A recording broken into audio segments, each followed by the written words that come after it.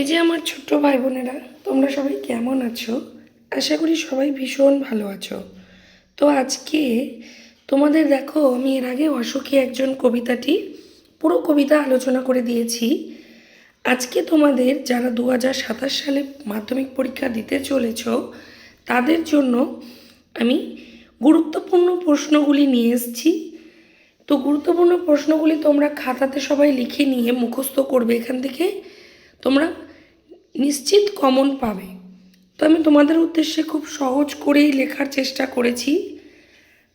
তোমরা একটু মন দিয়ে সবাই পড়বে।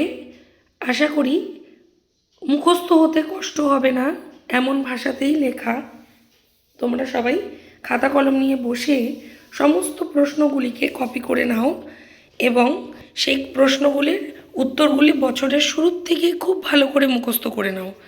আর যারা অন্বেষা এক্সেলেন্সের সাথে এখনও যুক্ত হওনি তারা দয়া করে চ্যানেলের সাথে যুক্ত হয়ে যাও। আর দেরি না করে চলো তোমাদের প্রশ্নগুলি আমি একটা একটা করে দেখাই। অসুখী একজন কবিতায় অসুখী কে? চলো উত্তরটা আমি তোমাদের দেখাচ্ছি। পাবলো নেরুদার অসুখী একজন কবিতায় অসুখী হলো সেই মেয়েটি যে কতকের ফিরে আসা পথ চেয়ে দরজায় দাঁড়িয়ে আছে। আসলে মেয়েটি এখানে মানব জাতির রূপক। এখানে সমস্ত দেশ মানবতার অসুখে অসুখী হয়ে রয়েছে। অন্যদিকে মাতৃভূমিকে ত্যাগ করে চলে যাওয়া কথকও বিরহ বেদনায় কাতর ও অসুখী।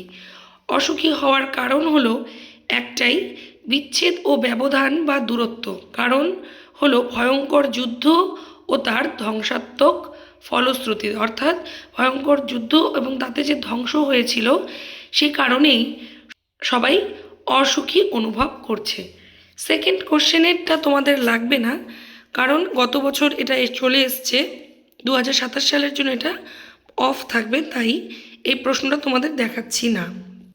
তারপরের প্রশ্ন, একটা কুকুর চলে গেল, হেঁটে গেল গির্জার এক নান। এই বর্ণনার মধ্যে দিয়ে বক্তা কি বোঝাতে চেয়েছেন? আমি তোমাদের উত্তরটা পড়ে শোনাচ্ছি। পাবলো নেরুদা রচিত অসুখী একজন কবিতাতে কবি বোঝাতে চেয়েছেন যে সময় কারো জন্য অপেক্ষা করে না, সময় প্রবহমান, জীবনের প্রবাহ স্বাভাবিক ছন্দে চলতে থাকে। কোনো একজনের অনুপস্থিতিতে জীবন কখনো থেমে যায় না, প্রতিদিনের ঘটনাগুলো ঘটে চলে। রাস্তা দিয়ে কুকুর চলে যায়, হেঁটে যায় গির্জার নান। এভাবেই কবিতার কবি কতকের অপেক্ষায় অপেক্ষারত মেয়েটিরও দিন কাটে, সময় বয়ে চলে। নেক্সট প্রশ্ন তোমাদের, ধুয়ে দিল আমার পায়ের দাগ। কে কার পায়ের দাগ ধুয়ে দিল? পায়ের দাগ ধুয়ে দেওয়ার তাৎপর্য কি? আমি উত্তরটা দেখাচ্ছি, আমি সবগুলো পড়ছি না, তাহলে তোমাদের আরও বেশি ভিডিওটি বড় হয়ে যাবে। তাই জন্য তোমাদের জন্য আমি উত্তরগুলো দেখাচ্ছি। কবিতাটি যারা দেখোনি, তারা কবিতার আলোচনা যারা শোনোনি, তাদেরকে আমি ডেসক্রিপশন বক্সে আমার লিঙ্ক দিয়ে দিয়েছি। ভিডিওটি ডেসক্রিপশন বক্সে গিয়ে তোমরা লিঙ্কটি দেখে নেবে, লিঙ্কটি ক্লিক করে ভিডিওটি দেখে নেবে। বোঝানোর ভিডিওটি তো সেখানে আপলোড করা আছে। অন্বেষা এক্সেলেন্সের সাথে যারা এখনও যুক্ত হওনি তারা যুক্ত হয়ে যাও, এবং যদি ভালো লেগে থাকে ভিডিওটি, তোমাদের উপকার বলে মনে হয়, তাহলে দয়া করে একটি লাইক করে দিও। পরের প্রশ্ন, সমস্ত ধরাতলে ধরে গেল আগুন, কোন আগুন ধরল? আগুন ধরার ফল কি হলো? এখানে অল্প আছে, পাবলো নেরুদা রচিত অসুখী একজন কবিতায় অবধি আছে। পরের পেজে আমি দেখাচ্ছি আবারও।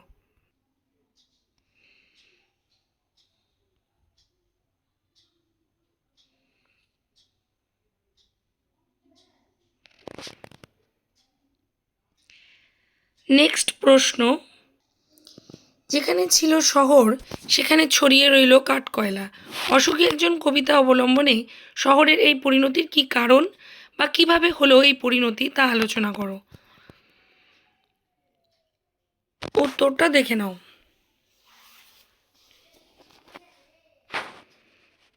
সবাই তিনের প্রশ্নগুলি ভালোভাবে পড়বে। এবার চলে যাব পাঁচের প্রশ্নতে। অসুখী একজন কবিতার নামকরণের সার্থকতা, বিচার করো। এটা একটু বলি, কোনো রচনার বা কবিতার নামকরণের সার্থকতার মধ্যে দিয়ে কবিতাটির মূল বিষয়বস্তু খুঁজে পাওয়া যায়। কোনো নাম আমরা নাম থেকেই আন্দাজা পাই যে সেটার মধ্যে অ্যাকচুয়াল কী আছে। চিলির কবি পাবলো নেরুদার স্প্যানিশ ভাষায় লেখা একটি কবিতা বাংলা ভাষায় অসুখী একজন নামকরণে বাংলায় অনুবাদ করেছেন সৌমেন্দ্রনাথ ঠাকুর। অসুখী একজন কবিতার বিষয়বস্তু অত্যন্ত তাৎপর্যপূর্ণ। আলোচ্য কবিতায় কথক তার প্রিয়তমা নারীকে অপেক্ষায় দাঁড়া করিয়ে রেখে তিনি চলে যান যুদ্ধে, আর কোনোদিনও আসেন না ফিরে। সাধারণ ও স্বাভাবিক ঘটনার মধ্যে দিয়েই চলতে থাকে জীবন প্রবাহ। বছরের পর বছর কেটে গেলেও আর কোনো দিনই তার স্বামীর দেখা পায় না প্রিয়তমা। অপেক্ষার ঘোর দীর্ঘতর হতে থাকে। গৃহযুদ্ধে অনেক মানুষের প্রাণ কেড়ে নেয়, অনেক বাড়িঘর শহর শ্মশানে পরিণত হয়। কোনো ঈশ্বরের শক্তি মানুষের বিপর্যয়কে রক্ষা করতে পারে না। মানুষের স্বপ্ন পুড়ে ছাই হয়ে যায়। মৃত্যুপুরীর দেশে বেঁচে থাকে কেবল কতকের প্রিয়তমা। সে মৃত্যুর কেউ নয়, সে জীবনের প্রতিভূ। সেই মেয়েটি কতকের মাতৃভূমি, ভালোবাসা ও মানবতার প্রতিমূর্তি। তাই তার মৃত্যু নেই। দীর্ঘদিনের অপেক্ষা ও আশা আকাঙ্ক্ষা, যুদ্ধের ভয়াবহতা তাকে অসুখী করেছে। সে একজন অসুখী। আবার অন্যদিকে কথক তার প্রিয় নারী প্রিয়তমাকে ছেড়ে রেখে দূরে চলে যেতে বাধ্য হয়েছেন এবং কখনোই ফিরে আসতে পারেননি। সেই কারণে কথকও বেদনায় বিচ্ছেদের ব্যথায় অসুখী। অতএব দুদিক থেকেই অসুখী একজন নামটি সার্থক ও তাৎপর্যপূর্ণ ও ব্যঞ্জনাময়। সেকেন্ড প্রশ্নটি দেখো, আর সেই মেয়েটি আমার অপেক্ষায়। অপেক্ষারত মেয়েটির মধ্যে দিয়ে স্বদেশ প্রেমের কোন রূপের প্রকাশ ঘটিয়েছেন তা আলোচনা করো। উত্তরটা দেখে নাও।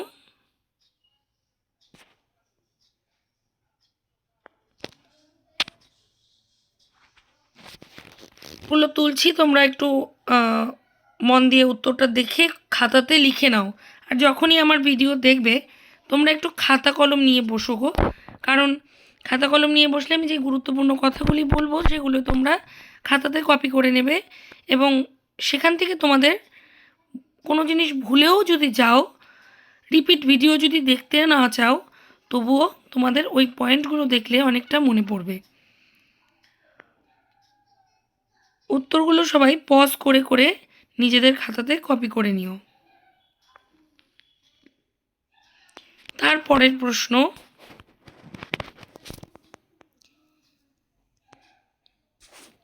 যেখানে ছিল শহর সেখানে পড়ে রইল কাঠকয়লা।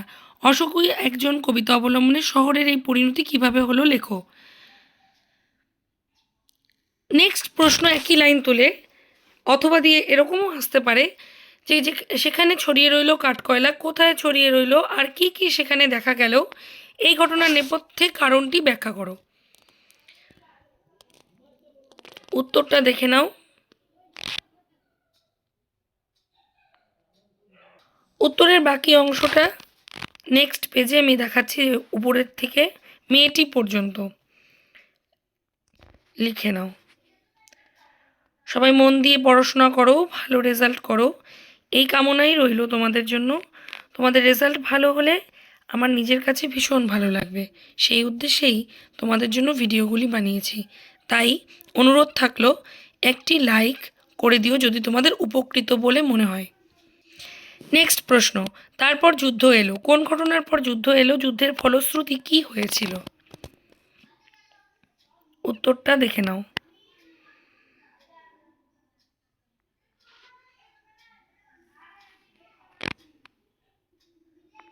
তোমরা ভিডিওটি স্কিপ করবে না, ভিডিওটি ভালো মতো মন দিয়ে শুনবে এবং ভিডিওর প্রত্যেকটি জিনিস তোমরা খাতাতে নোট ডাউন করে নেবে।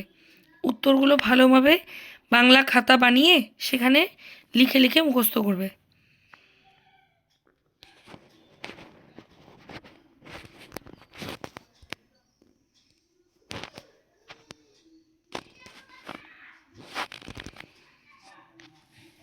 শেষ প্রশ্ন, এই প্রশ্নটা ভীষণ ইম্পর্টেন্ট। সেই মেয়েটির মৃত্যু হলো না, মেয়েটির পরিচয় দাও। মেয়েটির মৃত্যু না হতে পারতো কেন? তার মৃত্যু না হওয়ার মধ্যে দিয়ে কবি কী বোঝাতে চেয়েছেন?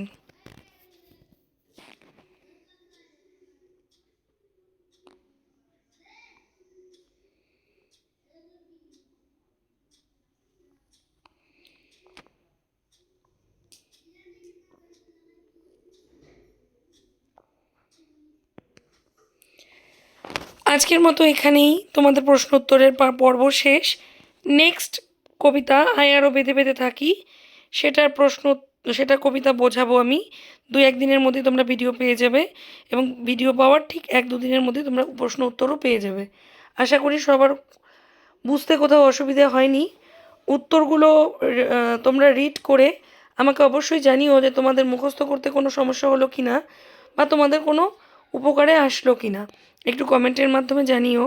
আর ভিডিওটি ভালো লাগলে একটি লাইক করে দিও। যারা এখনও চ্যানেলের সাথে যুক্ত হওনি তারা অন্বেষা এক্সেলেন্সের সাথে যুক্ত হয়ে যাও, আর পাশে থাকা বেল আইকনটি প্রেস করে দিও। সবাই খুব ভালো থেকো, সুস্থ থেকো। তোমাদের আগামী দিনের জন্য ভালো ফলাফলের জন্য আশীর্বাদ রইল। আজকের মতো এখানেই, টাটা।